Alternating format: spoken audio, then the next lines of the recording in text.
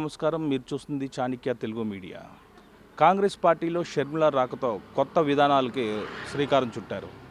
ఒకప్పుడు కాంగ్రెస్ పార్టీలో MLA ticket ఇవ్వాలంటే బీఫామ్సీ ఇస్తే సరిపోయేది. కానీ ఇప్పుడు కొత్తగా ఇంటర్వ్యూలు నిర్వహిస్తున్నారు. అదే ఇంటర్వ్యూలు నిర్వహించిన తర్వాత స్క్రూటినీ చేసి ఒక అభ్యర్థిని ఎంపిక చేయడం జరుగుతుంది. దీంట్లో ఇంటర్వ్యూకి వెళ్ళిన కోన నాగార్జున మనతో ఉన్నారు.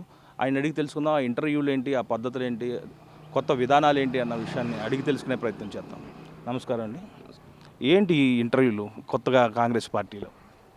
అంటే కాంగ్రెస్ పార్టీ పుట్టినప్పుడు దగ్గర నుంచి కూడా మనం చూసుకుంటా వస్తే అంటే సీనియర్ లీడర్లు, జిల్లా నాయకులు, కాంగ్రెస్ పార్టీ స్టేట్ కమిటీ సభ్యులు అందరూ కూడా అంటే పార్టీలో ఎవరైతే కనుక మొట్టమొదటి నుంచి కష్టపడుతూ ఉన్నారో వారికి సీనియర్లని చూసి ఎంపిక చేసేవారు. ఇప్పుడు షర్మిల గారు రాకతో అయితే కనుక కొత్త విధానం వచ్చిందని చెప్పుకోవచ్చు. ఎందుకంటే షర్మిల గారు ఈ రోజున ఏపీసీసీ అధ్యక్షురాలుగా ఉన్నారు. ఆవిడ ఉన్నప్పటికీ కూడా 175 నియోజకవర్గాలకి దాదాపుగా 1100 అప్లికేషన్లు అయితే కనుక వచ్చినాయి 175 నియోజకవర్గాలకి.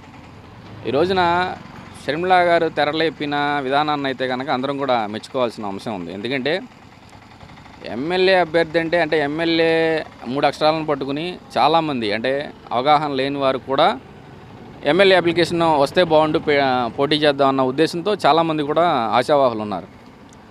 వాటన్నిటినీ ఈ రోజున షర్మిల గారు ఛాలెంజ్గా తీసుకుని ఎవరైతే కనుక ఆ నియోజకవర్గానికి కరెక్ట్ అభ్యర్థి, ఎవరైతే కనుక ప్రజలకు న్యాయం చేయగలరు అనే కోణాన్ని తీసుకోవడానికి ఈ రోజున ఏపీసీసీ అధ్యక్షురాలైన షర్మిల గారే అంటే షర్మిల గారు కూడా వేరే వాళ్ళని పెట్టి ఇంటర్వ్యూ చేయించి స్కూట్నీగా తీసుకుని ఫైనలైజ్ చేసి నాకు ఒక పేరు ఇవ్వండి, ఆ పేరు నేను ఢిల్లీకి పెడతానని చెప్పొచ్చు.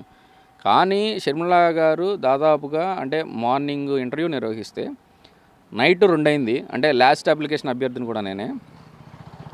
ప్రతి ఒక్కరిని లోపలికి పిలిచి ఫేస్ టు ఫేస్ ముఖాముఖి అడగడం, అంటే మీ నియోజకవర్గంలో సమస్యలు ఏంటని అడగడం, ఓటర్ లిస్ట్ ఏంటని అడగడం, ఎంతమంది ఉన్నారని అడగడం, మీ బూత్ కమిటీలు ఏందని చెప్పి అడగడం, అట్లాగే ప్రజా సమస్యలు ఏమున్నాయని చెప్పని అడగడం, లేదా మీ పరిధిలో పోలీస్ స్టేషన్లు ఏమున్నాయని చెప్పని అడగడం, అసలు మీరు ప్రజలకి ఏ విధంగా దగ్గర అవుతారు, ఏ విధంగా హెల్ప్ చేస్తారు, మీరు కాంగ్రెస్ పార్టీని ఏ విధంగా తీసుకెళ్తారని చెప్పి ప్రతిదీ పిన్ టు పాయింట్. అంటే ఒక ఎమ్మెల్యే అభ్యర్థికి దాదాపుగా 1 నిమిషం నుండి 5 నిమిషాల వరకు టైం ఇచ్చి కేటాయించి అంటే 1100 మంది అభ్యర్థులను కూడా డైరెక్ట్గా మేడం గారే ఇంటర్వ్యూ చేయడం అనేది జరిగింది.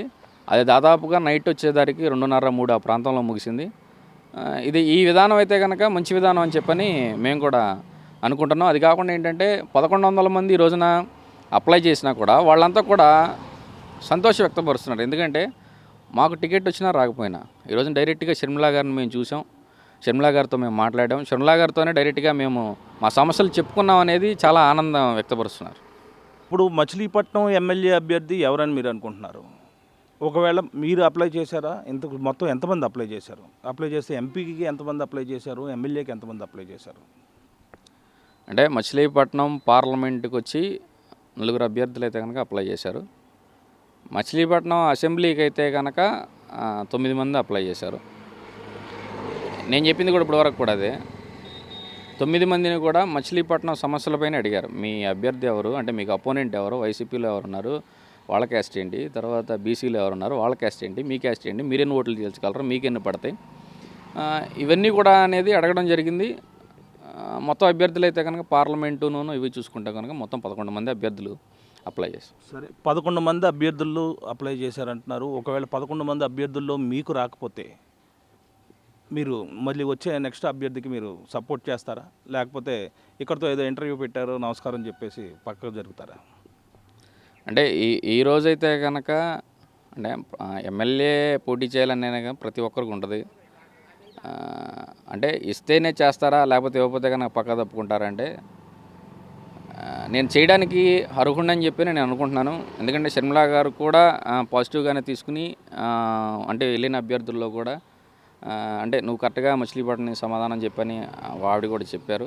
అయితే ఇన్ కేస్ నాకు కనుక రాకపోతే వేరే అభ్యర్థులకు వచ్చినా పార్టీ కోసం కష్టపడతాను. అది కాకుండా నేను అప్పుడు చెప్తున్నాను, ఇప్పుడు చెప్తున్నాను, షర్మిల గారు మరలా తిరిగి వచ్చారు కాబట్టి వైఎస్ రాజశేఖర రెడ్డి గారి బిడ్డ కాబట్టి నేను పార్టీలో జాయిన్ అయ్యాను. మేడం గారు ఉన్నంతకాలం అభ్యర్థి నేనైనా కాకపోయినా నేను ఖచ్చితంగా కాంగ్రెస్ పార్టీలోనే కొనసాగుతాను. ఎవరికి ఇచ్చినా కానీ వాళ్ళతో పనిచేయడానికి నేను సిద్ధంగా ఉన్నాను.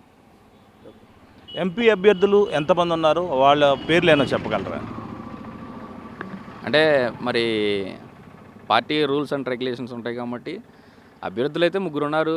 మచిలీపట్నంకి చెందిన ఒక రియల్ ఎస్టేట్ ప్రముఖ వ్యక్తి కూడా ఉన్నారు.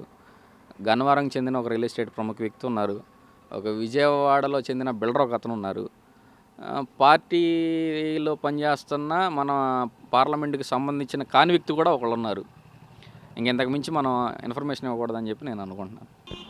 కోన నాగార్జున సీట్ ఇచ్చినా ఇవ్వకపోయినా వైఎస్ రాజశేఖర రెడ్డి బిడ్డ వైఎస్ షర్మిల వెంటే నేను ఆవిడ పార్టీలో ఉన్నంతకాలం నేను ఆవిడ వెంటే ఉంటాను అని చెప్పి కోన నాగార్జున చెప్తున్నారు. అదేవిధంగా కోన నాగార్జునకు సీట్ రావాలని, అతనికి మంచి రిజల్ట్ కూడా రావాలని కోరుకుందాం.